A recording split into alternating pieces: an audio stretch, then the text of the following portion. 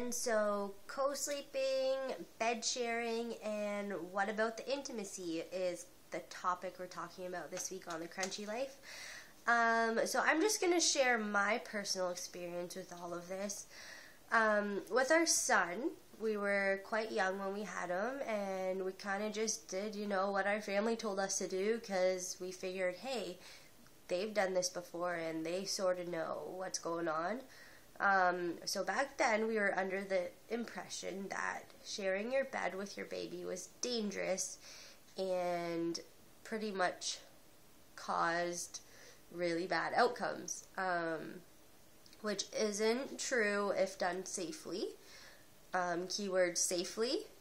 So yeah, with our son, he did sleep in our room for about, I think it was about 8 to 10 weeks, I believe, his first 8 to 10 weeks.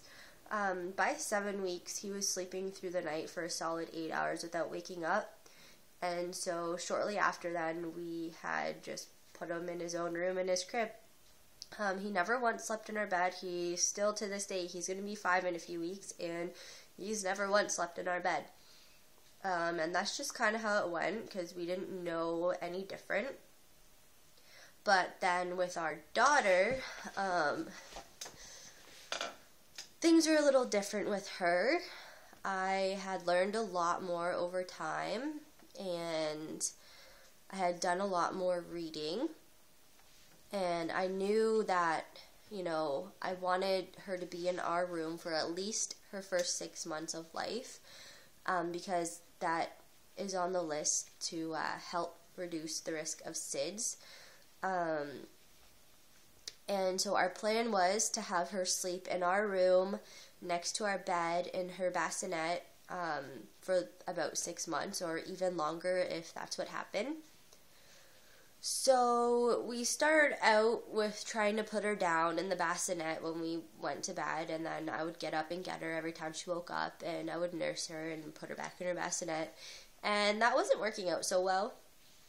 I found that I was pretty much forcing myself to stay awake while I was feeding her, and struggling to stay awake sometimes. So there was a few times where I had fallen asleep with her in our bed, and throughout those few times I kind of noticed, and my husband kind of noticed, that everyone got a better sleep. She woke up less. When she did wake up, I didn't have to fully wake up to feed her. I could just sort of latch her on and doze back off until she was finished, or whenever we wanted to switch sides, I just roll over with her. Everyone just got a lot better sleep, and we felt more rested in the morning, and I never felt like, when she was in our bed, I never felt like I had been up all night feeding her. I would remember her waking up a few times, but I only had to wake up for a few seconds to latch her on, and that was that. So over time, well, not a long time, but over a couple weeks, we kind of had her in our bed more often and started using her bassinet less and less, and I was still kind of nervous about having her in our bed, because I had always been told that's not okay, and I hadn't done a lot of reading specifically on bed sharing. I had only kind of learned about co-sleeping, as in the same room but in a different sleeping space. So I ended up asking my midwife about it, just to see what she would say, kind of her thoughts, and she made me feel so much better. She completely reassured me that, sleeping with your baby is normal, that people all over the world do it. In many, many, many other countries, they never use cribs. They always sleep with their baby. And she gave me the name of Dr. James McKenna, and she told me to Google it and read some of his studies and some of the links explaining everything that he studied with the mom's heart rate and breathing, kind of balancing out baby's breathing patterns and stuff like that. So I did that, and I was always afraid, and I think this is a common fear, of like rolling over on the baby. And my midwife pretty much laid it out flat for me. She said, show me how you sleep with your baby. Like, what position are you sleeping in? And I had explained that I was on my side with like my arm that was against the bed, my bottom arm extended, and our baby kind of like resting in my arm. And she said to me, she said, now if you were to lay like that and roll over towards your baby, are you able to roll over with your arm extended like that? And like, I thought about it, and like, no, if your arm's out like that, you can't roll on top of your own arm, pretty much. It's hard to explain. I hope you can understand what I'm trying to say. Sleeping in that position, anyways, it's not like I was going to roll over on her. And we did make sure that we made our bed completely safe for her to be sleeping with us in. Like, no huge pillows, no big fluffy blankets. I slept with her between me and the wall, and the bed was like, I made sure every night before bed that I pushed the mattress really, really tight against the wall, you know, just to double check that there was no space that she was going to slip in.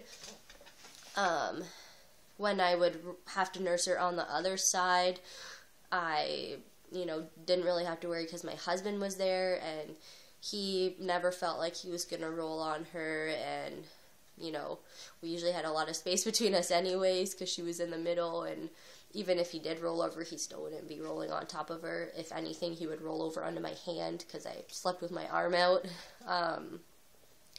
So yeah, over time, it just happened. Like, we didn't have specific plans to sleep with her in our bed, but it just felt better for all of us. It just felt better for our family, and it felt more natural to us. And everyone was happier. Everyone got a lot more sleep, especially with a baby who nursed every hour and a half, round the clock, every single day. That's just, if anyone was going to sleep and if anyone was going to actually be rested, that's the only way it was going to happen. So that's what we did, and, you know, it worked for us. I understand it doesn't work for everybody.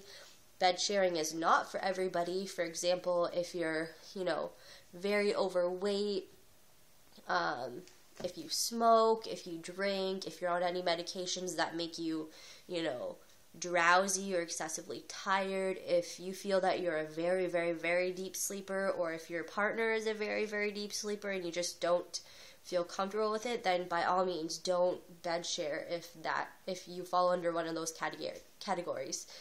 However, I do encourage everybody to at least co-sleep, you know, in the same room, whether the baby's next to the bed in a co-sleeper or in a bassinet or a pack and play or a crib, whatever works for you. I highly recommend doing that for at least the first 6 months. And from my personal experience, we didn't have a lot of trouble getting her out of our bed. She's going to be 2.5 soon, and she's been in her own room, in her own bed for, I don't know, 4 to 6 months-ish now. Up until she was 2 years old, she slept in her room for part of the night, and then in our room once she woke up. She had no problem going to bed in her own room, but if she woke up, she liked to come in and cuddle with us, and that was fine. And then just sort of naturally progressed where she ended up staying the whole night in her room, and that was that. Like, it wasn't hard at all. So yeah, that's pretty much our experience with co-sleeping / bed sharing. Now, it's always the big question is, well, how do you and your partner, you know, have some adult time together, to be intimate and stuff when there's a child sleeping in your room? And, you know, the most common answer is be creative. The action doesn't have to happen in the bedroom all the time. Yeah, I don't really know what else to say about that. Like, I guess maybe don't be so close-minded when you're thinking of intimacy that way. Yeah, it's not really hard to find the time or the privacy, I guess. We never had an issue with it. I don't really know how to answer that because it was never an issue. So I don't know if that makes anybody feel better about co-sleeping, that it wasn't an issue for us, then maybe it won't be an issue for you. I don't know. I think you'll find a way to make it work. We found a way to make everything work, even though it wasn't exactly our plans. Just kind of went with it. Like, I don't know, it all worked out for us. So I really would like everyone to do their research on bed sharing before you do bed sharing. Make sure your bed is safe.